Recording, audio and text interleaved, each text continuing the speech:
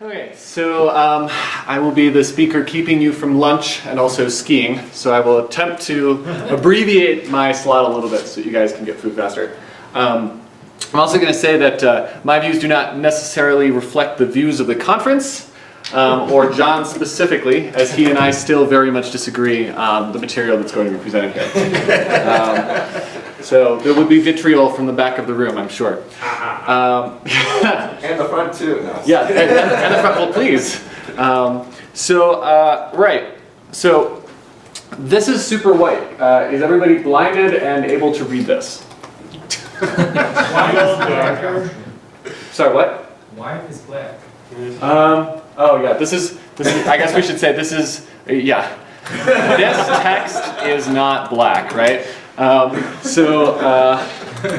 And also false. Yeah, so as long as everybody's able to read that, I think we're good. In lieu of actually making slides, this low budget production will actually write Markdown. The benefit being we can just this later. So a couple things I want to get off the bat, like right out of the way. We are on the JVM. Like, I'm talking about Scala. I'm talking about, and Scala runs on the JVM. Scala.js is a thing. We're not really caring about it right now. Like, it is important to think about it with respect to this stuff. But right now, we're just talking about the JVM. And the JVM has some really, really profound implications for what we can and cannot do in this regard. And what I mean by this regard is we are modeling computation. We're modeling effectful computation. And we're modeling both sequential and asynchronous computation. So first, a bit of definitions. Synchronous computation is, I'm going to define as something that is retaining along on the same thread.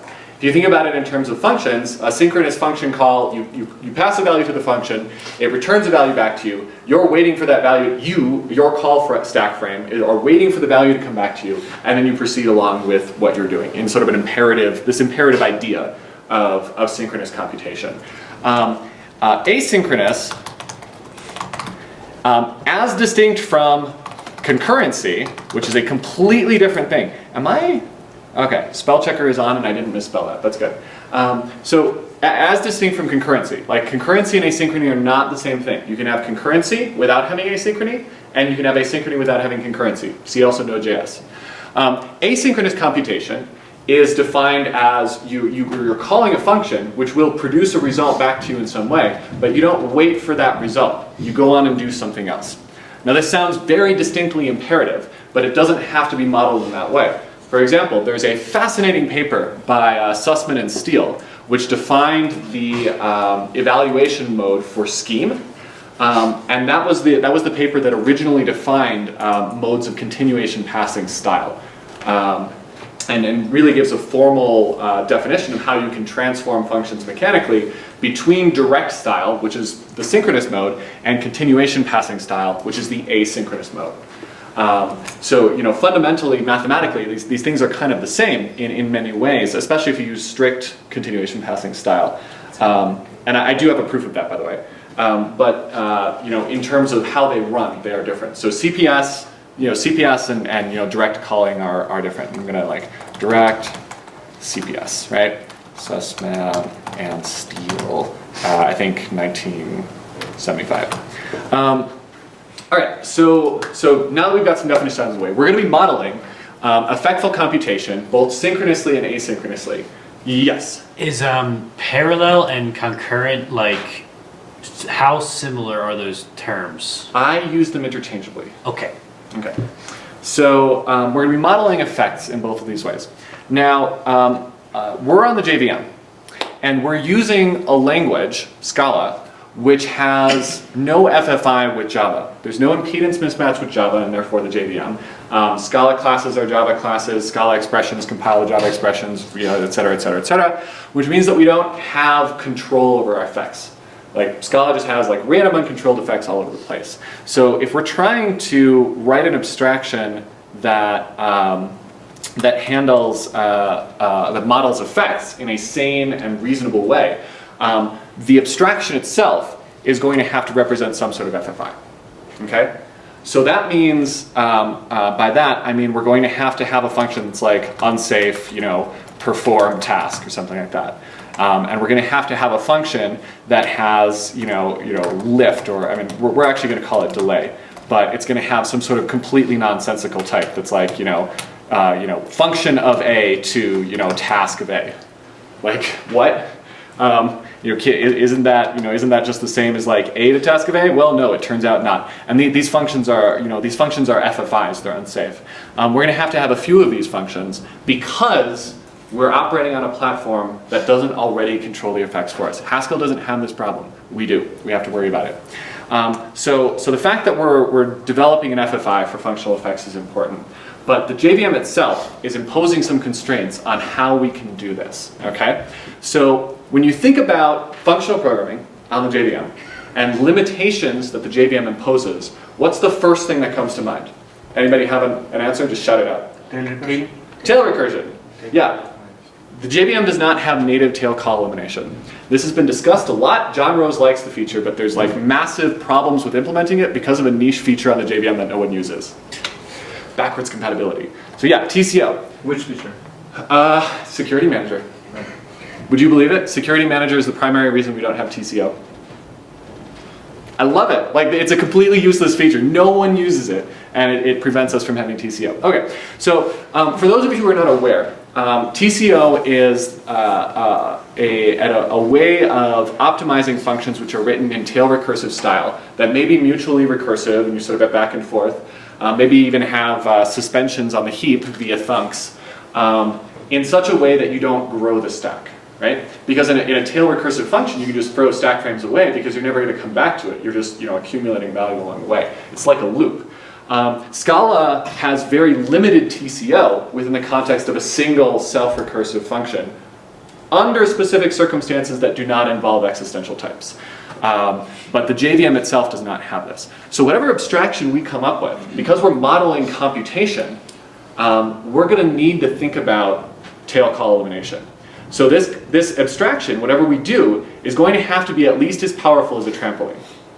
Now, a trampoline is just, it's a way of lifting tail calls onto the heap. So rather than using stack space, you use heap space, and then you can try to throw heap space away. But there's a lot of wrapping and thunking and annoyance and things like that. Real functional VMs, like Haskell's, for example, does this under the surface for you transparently. There's still thunking, there's still like overhead, but like it does it for you by itself, and the engine understands it primitively. JVM doesn't do that. So we have to think about TCO, but we also have to think about something else that's really fundamental. So we're dealing with asynchrony on the JVM. We're dealing with things that may be used to model concurrency, and we certainly have to worry about concurrency in threads. What is another fundamental aspect of the JVM that is going to impact what we do here? Can anyone think of it? Eagerness. Sorry, what? Eagerness. Eagerness? No, eagerness isn't so much a problem. I mean, like our abstraction is going to be lazy. Yeah. I mean, our abstraction is going to be lazy because there is no sane modeling of effects which is eager. But, so we're going to have to encode laziness ourselves, but that laziness I think is going to come basically for free because we have to worry about TCO, which already involves thunking. So what I'm worried about here, the aspect of the JVM that I'm worried about is threading and garbage collection. So the JVM has native threads, and the native threads that it delegates down to are P threads, which is a C library that no one ever wants to use. GHC also delegates down to this library, but it wraps some abstractions on top of that. And so generally when we're working with threads in Haskell, we think of them as green threads. They're very, very lightweight. It's okay to block them. No real problem. They're not like fundamental in terms of GC or anything like that. The JVM is different. So on the JVM, every single thread is a GC root. And if you know about object-optimized garbage collectors, which hotspots is, you know that GC roots are pathologically expensive because it's another separate graph that the garbage collector has to traverse and then somehow rectify with the other graphs that it's working with. So it's very, very, very, very, very, very, very expensive to have many, many, many GC roots floating through your application. The intuition you should have in your mind And this is not strictly true because it depends on hardware and like, circumstances and availability of resources, blah, blah, blah. The intuition you should have on your mind is that a single VM can only handle up to about 10,000 threads, at which point it will literally just completely die. There are ways to get around that and kind of extend that. And again, this is all, like, performance stuff is very sensitive to conditions, but 10,000 is about the order of magnitude you should think of. That is a really small number if you think about it. Especially when you're trying to write server-side applications that have millions of outstanding connections. Like that's something that you can realistically do, but not if all of them correspond to a thread. And before you get to that point where you have 10,000 outstanding threads, your GC will just slow to a crawl. So threads on the JVM are a very, very, very expensive resource. And whatever we do, we have to make sure that we can conserve threads under the surface when we do evaluation. And this is the fundamental thing. So if you remember the Twitter discussion, if you followed that I had with Brian McKenna, who, by the way, like, Brian McKenna is like a very good friend of mine, and he's a totally reasonable person. So like, if you thought that the discussion was really acrimonious, it wasn't. But like, if you think back to the discussion that he and I were having, the impedance mismatch that we weren't understanding between each other was this fact of threads. That you just can't throw away threads on the VM. You can't just block them. You have to release them back and you have to pool them and keep them at a very small size. So it's very conventional when you're, especially if you're doing async IO and things like that on the JVM, to just work with a thread pool that's num CPUs in size. And that's just literally what you do. Some people will advocate num CPUs times 2, or like num CPUs times 2 plus 1. They are wrong. Don't do that. It just literally num CPUs. If you never block threads, that is the correct answer. So that's a very small number. Like, that's a very small number of threads. So no blocking at all. Very, very important. So these are the constraints that we have to work with when coming up with a way of modeling effectful computation on the JVM with support for asynchrony. Yes? Sorry, I don't know too much about Akka, but is Akka process a thread or? Akka doesn't use threads per se. I mean, Akka has a thread pool under the surface, and it conserves them as much as possible. But if you've ever seen, this is advice which used to be really prominent in Akka's documentation, but I haven't looked at that in like 8 years. At one point, they were really like, don't put blocking IO in your actors. Don't put blocking IO in your actors. I don't know if that's still like told. It is. Okay, good. Yeah, it's for this reason. Because their thread pool is limited. And if you just eat up one of those threads with a blocking IO call, you've just destroyed the performance characteristics of your entire application all at once. So we have to worry about this stuff. And this really constrains our design space quite a lot. But that doesn't mean that things are entirely hopeless. So what we're going to do is we're going to derive an abstraction for reasoning that will allow us to reason about effectful computation in Scala on the JVM. That can still be evaluated performantly, that is practical for production, and gives us the primitives that we need to be able to implement things like concurrency and thread monitoring and thread shifting and all of the stuff that's actually really, really, really, really, really, really important to us. Also while taking care of things like tail call elimination and stuff like that. So how are we going to do this? Well, let's start out by looking at what kind of API we might actually need. So I said that we need some ways of constructing a task, okay? And an obvious way of constructing a task is like the simple return constructor, right? So task, now they equals, we'll implement that later, right? So this is just pure. There's nothing exciting about this, but clearly, like, if we have a value in our hands, we want to put it into our abstraction. Nothing exciting. Delay. Delay is an important one. So delay is like that function that I mentioned earlier, where we're trying to build an FFI wrapping around effects, right? Bunch of random Java libraries, and unfortunately also most of the Scala ecosystem. It's just going to like perform effects lackadaisically when you call functions, and it's not going to like capture it inside a monad of any sort. So we need a way of taking a computation that produces an A lazily and wrapping that computation in a task, okay? Haskell literally does not have this function because you just, or at least at the user level, because all of your effects are already in I/O. So like, because Haskell doesn't have uncontrolled effects, this is not an issue. For us, it's a big, big, big deal. And this, you can see that this is a big deal by the fact that the type signature is nonsensical, right? Delay and now are two different functions.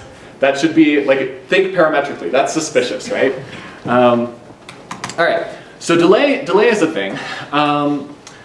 We also need a third constructor here. And this third constructor is where things get really contentious. So delay gives us an ability of lifting a sequential, asynchronous computation into task, which is this thing that we're going to define. We need a way of lifting an asynchronous computation into task. Because an asynchronous computation like isn't like an expression that like goes out and returns you a value. Remember how I defined it? Like that's a synchronous computation. You're waiting for the value, it comes back and it gives it to you. In an asynchronous computation, the computation goes off and you pass it usually a function that takes the value when the function is complete, and you go on with your life. So think about like the actor style or like the CPS style or something like that. So what does that type signature kind of look like? So I'm going to call this constructor async, and I'm going to call the parameter something nonsensical, whatever. Oh, right, we're forgetting type parameters.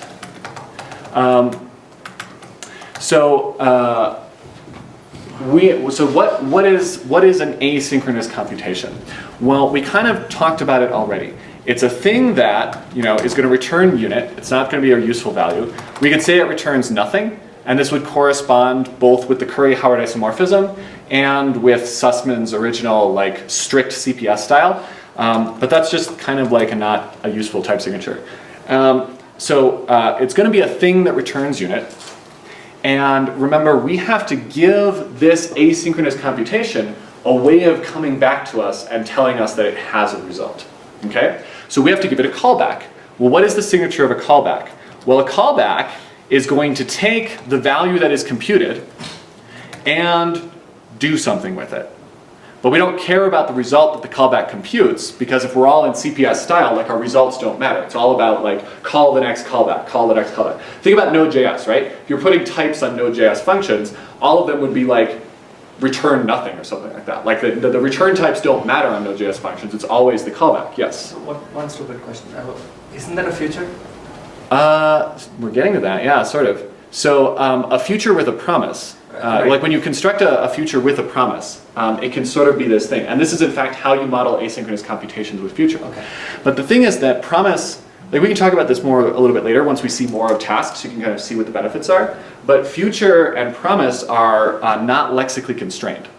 A promise is sort of like a callback that you can just like reify as a value and like store in a database and like throw around your program and do all sorts of crazy, like completely unconstrained things with. And that makes it powerful in some ways. It allows it to express stuff that this type signature will not express. I'm just going to finish the type, by the way. But it also makes it dangerous. So this type signature right here is a more constrained way of doing promise. So we're going to pause on this type signature really quickly because I really want to unpack this because we need to have an intuition of what this is doing. This is taking a function, so f, a function f, which itself takes a callback and produces its result in that callback. So you can think of this as like, well, I have like an event listener, right? I'm doing an epoll on like an NIO channel or something like that. And when I do the epoll, I have to pass a callback to the async IO system, and that callback will be invoked with the byte buffer that it pulled off of the channel, right? So that function, that computation, that's an effect, right? I want to wrap that whole effect in something which will give me the byte buffer as a thing, okay? And so this f, this is the effect that I'm wrapping. It takes the callback and gives it back to me. Now, quick digression into the Curry-Howard isomorphism.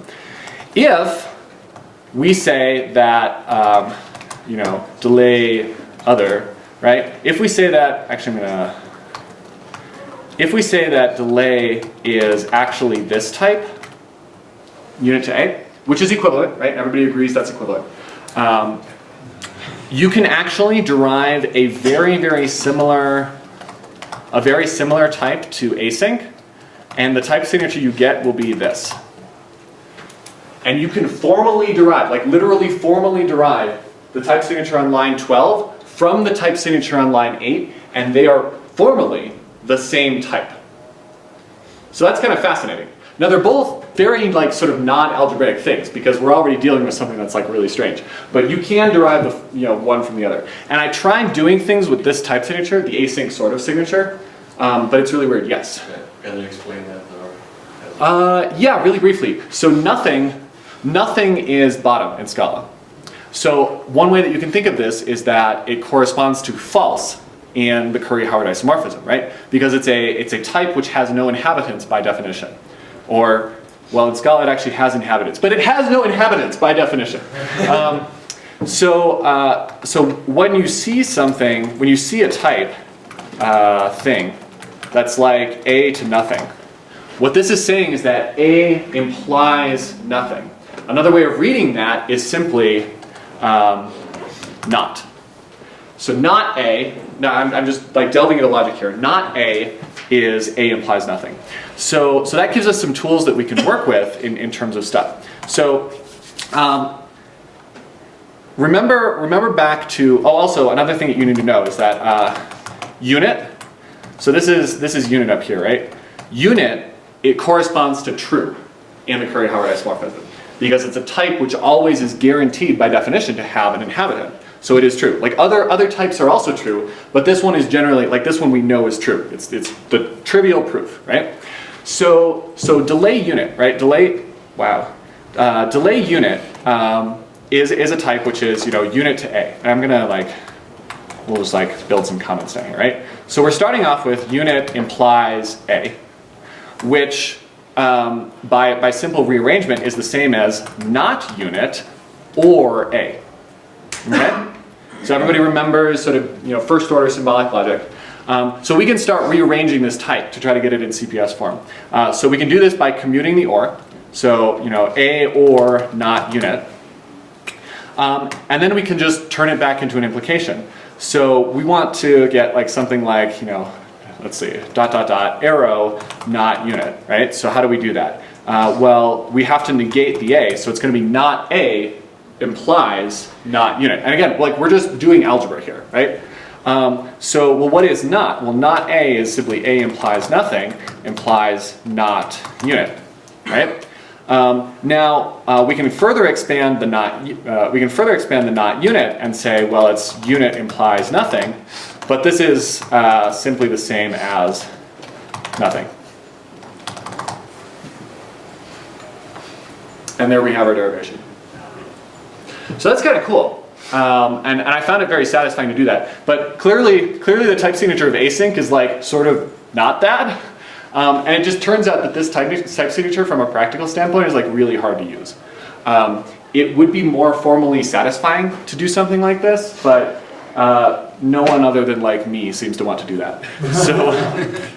So we're not going to use the bottom type signature. There's also one question. So for the unit case, right? For the nothing case, you can guarantee that the callback was called. yes. But for the unit case, you can't. Does that cause any issues? Exactly. Well, so for the nothing case, it's not actually that it guarantees that the callback was called. It's you can guarantee that the callback, as long as people aren't breaking the rules, the callback is not called twice. And that's obviously a super weird thing. And the callback being called is a really subtle point that is really important to mention here, right? So there's no guarantee in either this type or this type that this inner callback is ever used. You just throw that value away and never call it. And then, well, we were promised a task of A, but we're getting a task that just never has a value inside of that. So what does that sound like? That sounds like non-termination. It sounds like bottom. It sounds like sort of unbounded recursion, but not actually running. It's kind of cool. And what that actually touches on is something that logicians should be screaming about with this particular type, right? Because if implies nothing is equivalent to not, then this type right here is equivalent to not A. So now think back to constructive logic, right? So not what I'm saying, I'm making the claim that not A is equal to A, which is obviously not true because we don't have law of excluded middle. But because we have bottom, because neither of these are guaranteeing that the callback is called, law of excluded middle falls into the, well, you just never return case. So we have some very fast and loose logic going on here, but like, this is kind of my justification for it. You are absolutely right that the unit type signature is less safe. And what I sort of want to do is I would like to do this. I'd like this type signature instead. I think this would be kind of cool, where you're basically saying, oh, this thing that's, you know, sort of doing an e-poll, right, registering the listener is an effect, okay? So we're wrapping it inside of task of unit. And then it gets this callback, which you can't call twice, but you might be able to call 0 times. I think this, what I've highlighted, is a safer type signature. It's just a little more awkward to work with for what we're doing. Yes? What are the practical benefits of having the async sort of type signature be derived from the delay? Practically nothing. It's just nice. It's just a fun mental exercise. I don't know. I thought it was cool, but I don't know if anybody else actually thinks it's cool. So, all right, let's get rid of that stuff. All right, so these are the constructors that we want to define. Now let's further think about some of the things that we want to do for a task. We're talking about things that are something that's encapsulating effects that we want to be able to perform computation with. Now, as soon as you start talking in those terms, you should be thinking about monads. Because monads, by definition, are some context in which you are performing sequential computation. Because fundamentally, like, think about bind, right? It takes an A from your M of A and computes an M of B. So it takes the value from the previous, you know, contextual computation and determines a new computation which you will eventually use. So that sounds a lot like what we need, and this is fundamentally why I/O in Haskell is a monad, because it's, you know, sequential. So clearly we're going to have, some sort of, you know, monad instance for a task. And I'm not going to implement this at all, but this is just telling us that, oh, we need pure and we need bind. We already have pure, but bind tells us something about what our actual trait needs to look like. So let's actually define this task of A. Okay. So we need bind, which in Scala for various reasons is called flat map. Right? And it takes an F A to, you know, task of B, and it's going to produce a task of B. Nothing too crazy except for the bug in the syntax highlighting. And if we have bind, you know, it's just sort of convenient to also, like, you know, implement functor. You know, we're already implementing functor by definition, but it's nice to make it primitive. Nothing too crazy here. So we're doing that. But on the markdown slide, which I'm not going to switch back to so that our eyes don't, like, pop from the white, we talked about how we still need this FFI, right? We've built an FFI to take effectful computations and put them into task, which is a reasonable abstraction for us. But we need an FFI that can take and run effectful computations and just, like, do side effects, right? Because we're working with Java libraries, we're working with Scala libraries that need side effects. Think about, like, using task with spray or unfiltered or something like that. Or trying to convert a task into a future, right? Future is eagerly running. And like I said before, there is no reasonable abstraction for effects which runs eagerly. Future runs eagerly, so, like, we're going to need some sort of FFI to get out to it. So we're going to need to write some functions here. And we already talked about unsafe run, right? Which just takes a task of A and gives us an A. This is literally unsafe perform IO from Haskell, okay? So this just means run the task.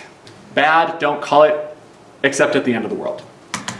Also, Scala main functions just return unit, they don't return IO, so, like, we have to have this function, right? It's also useful to have another function here, which is like, oh, we're already running in an asynchronous context. We don't want to block and wait for the A. We want to run the task and invoke a callback as a side effect later when we're done, right? So this would be unsafe run async, which takes a callback, A to unit, and just returns unit. And you'll notice that even though these are unsafe functions, we actually have some laws that we can write about this. Specifically, unsafe run async and async compose together to produce the identity function, if they are behaving lawfully. So even though we're dealing with, like, fast and loose FFIs here and things like that, we should still always be thinking in terms of laws. We're a monad, we need to be able to, you know, prove that we're a monad, we're doing this async thing, we're making the claim that it composes to identity, we should at the very least property check that. So there's a lot of stuff that like in this design process we can already work with. But we still haven't actually written any code because these magic question marks don't actually derive anything, right? They just throw exceptions. So what is the implementation of this action going to look like? Hey. Someone wrote something that will derive the code in some cases. Yeah, Brian and I are still working on that. So there's a really neat thing where like for certain functions that are parametric, like the identity function, for example, it would be possible to derive the one unique implementation and just like do that. And so triple question mark could just do the implementation rather than failing.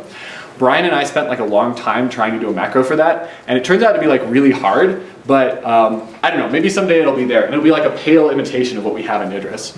But there was a question. Can you finish the type signature on line 7, please? 7, what is line 7? Unsafe front, that is the type signature. That's the type signature? Oh, I mean we can, if we want to observe Scala's convention, we can just throw some parentheses on there. Okay.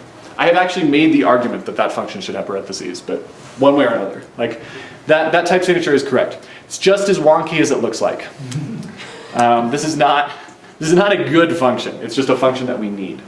Again. Batman. Oh, Sorry, what? Sorry, reference to Batman. Oh, yeah. It's not the function we want. It's just the function we need right now. Yeah, I hope it's not the function we deserve. So anyway, so how are we going to implement this? All right. How are we going to actually like write some code that will run? Especially considering, again, we have to worry about the JVM and stuff like that. So how are we going to actually do this? Well, I look at this, and I look at like the fact that it's a monad, and the fact that it's just got like these constructors that take functions, and the very first thing that I think of is free. Okay? You know, I'm really lazy. I don't like writing a bunch of random one-off monads. The free monad just gives me a monad for no effort whatsoever. So I don't know, maybe we can use those techniques a little bit here and like make things a little bit easier. So let's kind of have that thought in the back of our mind and see what we can do with it. And basically, so that the principle of the free monad, if you've never actually implemented one, I do highly recommend that you just like write it. Yes? I was saying, why not just make async the identity function, use f as the internal representation of the task? Yes! Yes! Yes, good question. All right. So the question is, why don't we just do this? Define delay as async of basic, what is it going to be? Like, I guess callback of A, something like that. I think, yeah, that's right. All right, so why not just do that? Makes total sense, right? Constraint number 1 of the JVM, tail call elimination. So if we do this, then a chain of delays will just deepen the stack with every single call, because we're just going in a callback. And because all of these types here are unit and not something like trampoline of unit, we don't have a way of breaking that cycle. Now, if we did use trampoline of unit for our type signature, we could do that. But it turns out that adds a lot of overhead because objects on the JVM are expensive. Object allocation is cheap, but object deallocation, even in the young gen, is comparatively quite expensive. So by the way, anyone who tells you that short-lived objects are free on the JVM is lying. They are not free. Do not allocate objects on the JVM. It is bad. So just be really, really careful about that stuff. So yes, that would be totally valid implementation. We would need trampoline to do it. It turns out it's just more efficient to encode the trampoline ourselves into our implementation. So, right, so free monad. If you've never implemented the free monad, the basic design principle is I don't want to write code. I'm just going to like write random data, and maybe that will turn into code by means of magic. That's literally what you do. You start with like, well, I've got some functions I want to implement. Maybe I could just like write an algebra that by the will of God makes it work. And you just like don't worry about implementations at all. So it's hilarious, but let's see if we can actually do that. All right, so we've got some functions that we want to implement, and we're going to implement them by the will of God in like data, and we're just not going to like think about it at all. Okay, so first function that we want to implement is now. Okay, now I'm going to well, we're going to just do this. I'm going to put this in the algebra, right? Value A extends, task A. Cool. All right, so now if we go up here, now of A. All right, that's done. We're just gonna like implement stuff, right? Body of like, arrow of A, extends, task of A. Programming is hard, right? All right, keep going, stuff, more stuff. Why not the A? Oh, sorry. Okay, I see. Yeah. So there's a really good question here as to why now is not implemented in terms of delay, right? Because this could just be like delay of A, right? But remember what I said about object allocation on the JVM being expensive, right? If we implement this in terms of delay, we're thunking that value, which is allocating an object, which is, creates megamorphic call sites. All of these are scary words that are scary for a reason. So we can avoid all of that thunking by just having an eager value, just like floating around. And we are trusting that users are not going to do something stupid, like say task.now of print line, right? Like that is wrong. Don't do that, right? The correct thing to do here is delay. So we're trusting that users are not going to use the FFI incorrectly because we can't constrain it. All right, so more to the point. We're implementing functions by the will of God. And so we have another function to implement here, which is async. So, I guess I actually have to put type parameters on these things. Now A, right? So async of A. Well, how are we going to implement this? Well, A unit extends task of A. Yeah, that's hard. Okay, so we've sort of done that. And now, by magic, all of our constructors are implemented, and they, I guess, do something. So that's cool. Let's see how far this will take us, right? Let's just keep being lazy. Keep being lazy. Don't write code that you don't have to. Just make it data and trust God to figure it out. So flat map. This seems like a scary one, right? We want it to be a monad. We think it's important to be a monad. We have to implement bind. How do we implement bind? Well, by the will of God. So let's write another case in our algebra. Bind. And we're going to take two type parameters because I know the future. And inside of this constructor, we're going to take a task of E and a function that goes from E to task of A, and that will give us a task of A. Yeah, programming is hard. Task.bind, bind this F, right? Cool, we implemented flat map. This is literally a free monad, guys. This is how free goes. It's hilarious. You just start off and you just implement stuff, and then somehow at the end of the day, you have working code and you don't know how it happened. All right, so map. Well, map, we are going to be lazy on this one, and we're just going to use the monad identities, and we're just going to say that it's task.now of f of a, right? So this is, map being defined in terms of bind and pure. Okay, so, and I could implement this monad, by the way, but I hope you believe me that this is pure and this is bind, right? So it would be trivial. Okay. So we still haven't actually written any real code, but most of our functions are done. So winning, right? All right. What about unsafe run? Okay, because this is sort of where the rubber meets the road. If we were writing a free monad, which we are, but if we were writing an actual free, this would be we're starting to get to the point where we need to write an interpreter for our free. So here's our interpreter. Our interpreter has to interpret to a bare A and run a bunch of side effects. So how do we actually do that? Well, let's follow our nose. Let's pattern match on ourselves. Okay? And by the way, just so I don't have to, I'm going to import task._, right? And so I don't have to keep namespacing things. All right. What is our first case? Well, our first case is now. It contains an A, so we return an A. Life is hard. Delay, body. Well, we just want to run this effect, right? Unsafe run runs the side effects, so we just run body.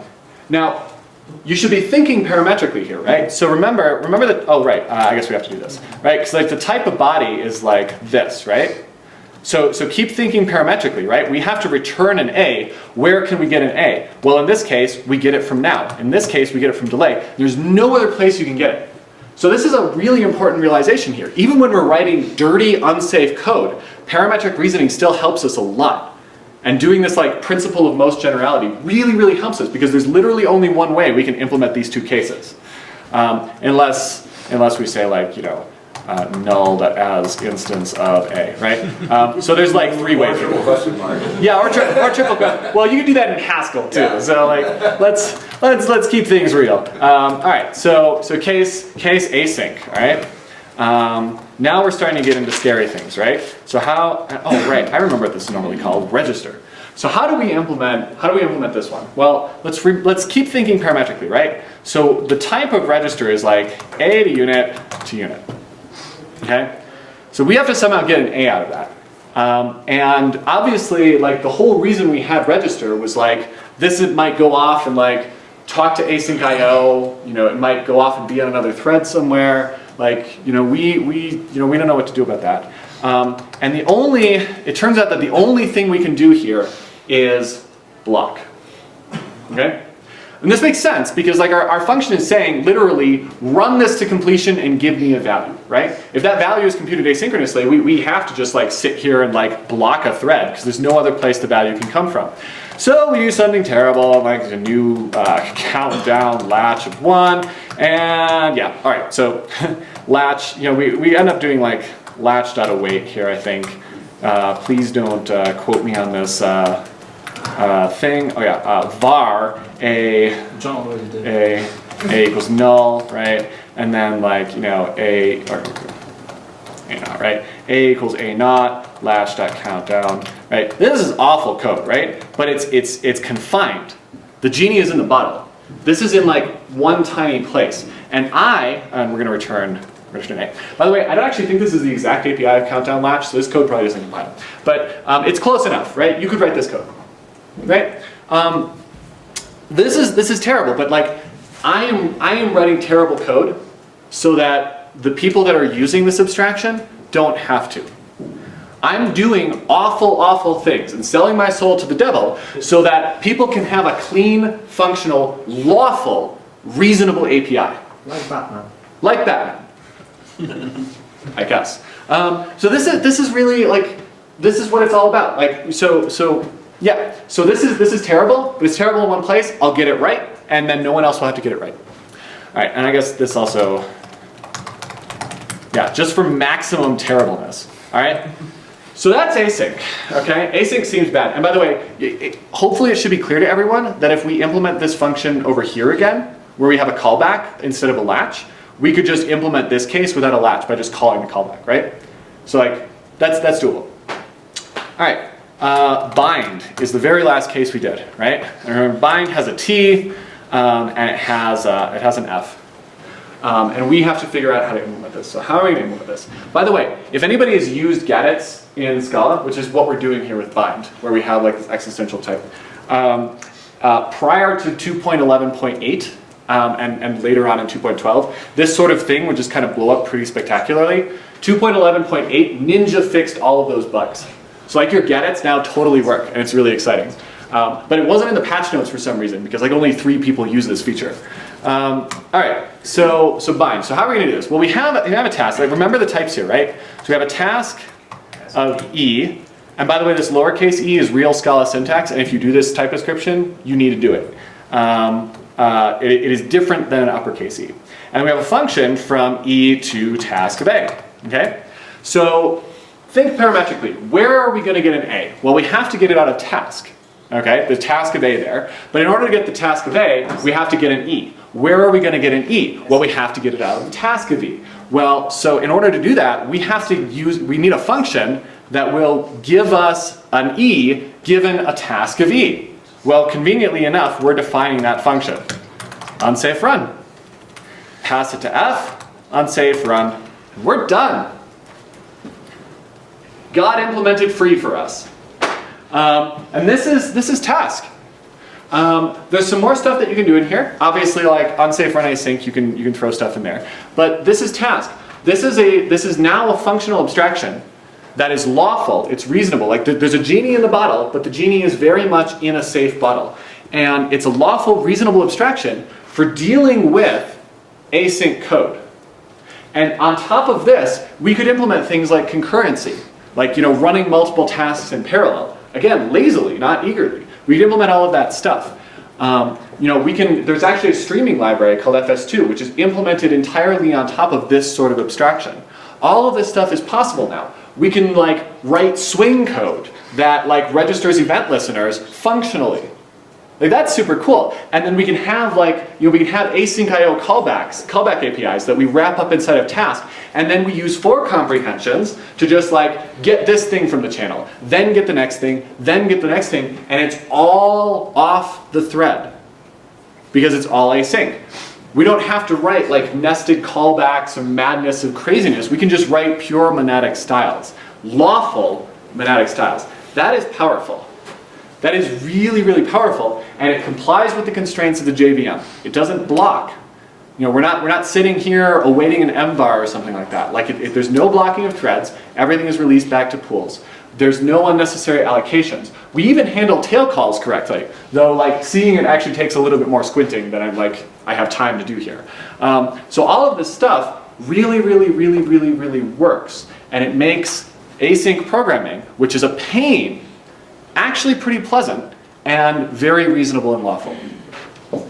So I'm going to stop there. If you guys want, as an exercise, you could implement unsafe run async. You do have to kind of do some cutesy things like passing along the callback, but it's not too terrible.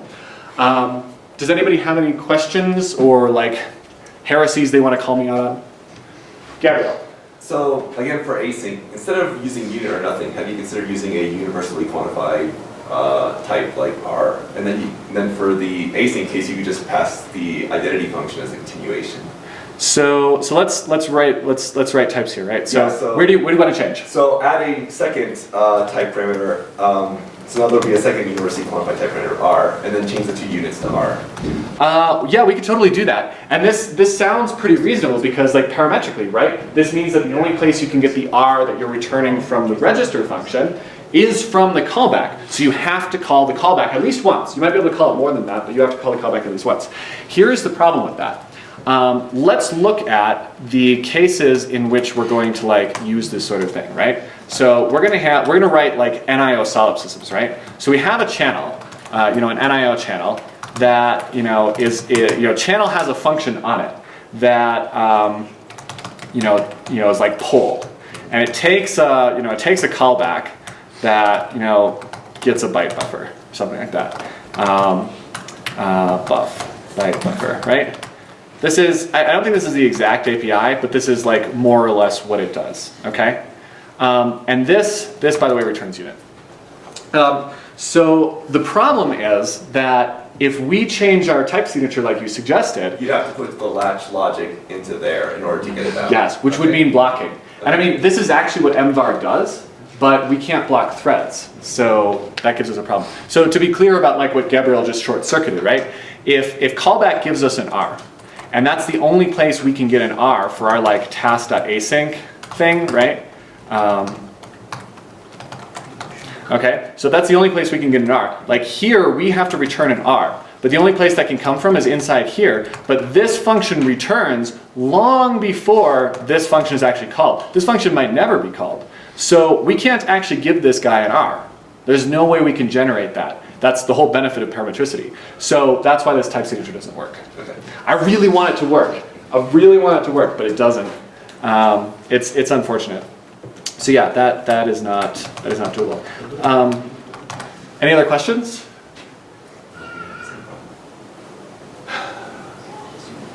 Nobody? Okay.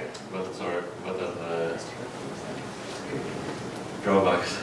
What are the drawbacks of this? All right, so here's an immediate drawback.